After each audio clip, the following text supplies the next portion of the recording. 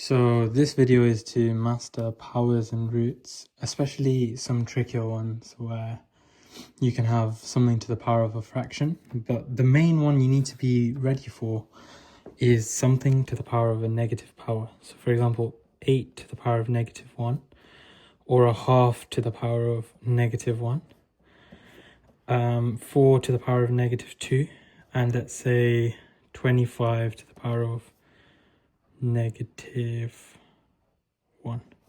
So anytime you see a negative power, to deal with negative powers, we need to turn it upside down so that we can turn it into a positive power.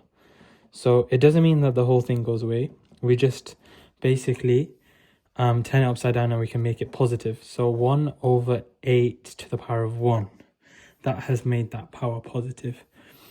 1/2, or a half, to make that positive again, that power. And obviously 1/8 to the power of 1 is just 1/8, right? So when I flip this 2, it now becomes positive. So 2 to the 1, that's 2.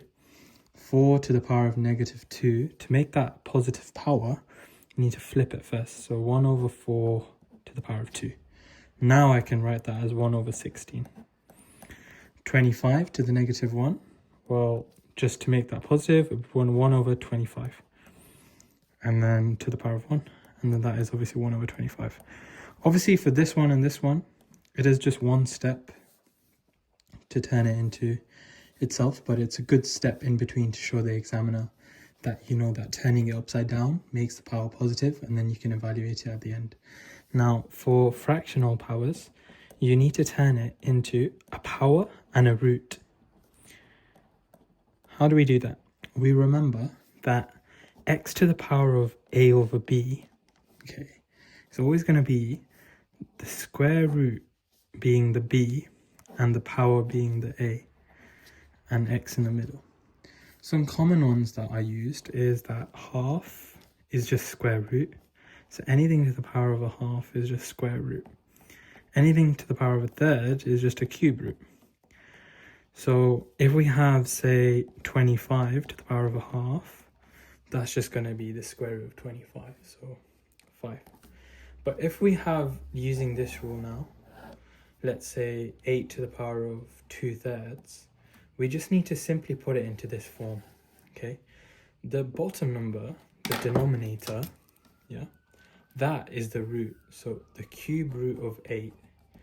And then the top number, which is a 2, that's going to be the power, okay?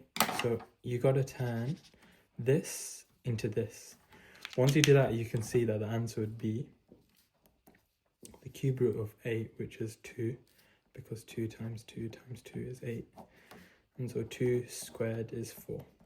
Okay, now the harder one is if you have something where it's like to the power of a negative fraction. So 16 to the -half.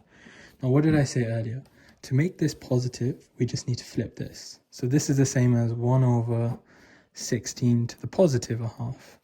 Okay, if you want to make this positive, you just flip it. That's the key thing. It doesn't make anything negative or anything like that. You just flip it. Now that I've got 1/16 to the half, I know that anything to the power of a half is just square roots. That's 1/4. I guess the hardest kind of one you get is 8 to the power of -2/3.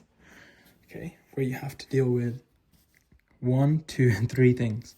So first, we make this positive. We always need to make this positive. So we flip it 1/8. Okay, 1/8 to the power of 2/3. It's made it positive by flipping it. Now 1/8 to the 2/3 is just 1/, the cube root of 8 squared. Okay, because I know that going from here to here means that I need to remember that this 2 is a power and the cube is a cube root. Okay, as long as you remember that way around, you'll be fine. And you know that 1/, all of that is just 1/2, because the cube root of 8 is 2 squared, so 1/4. And that's that.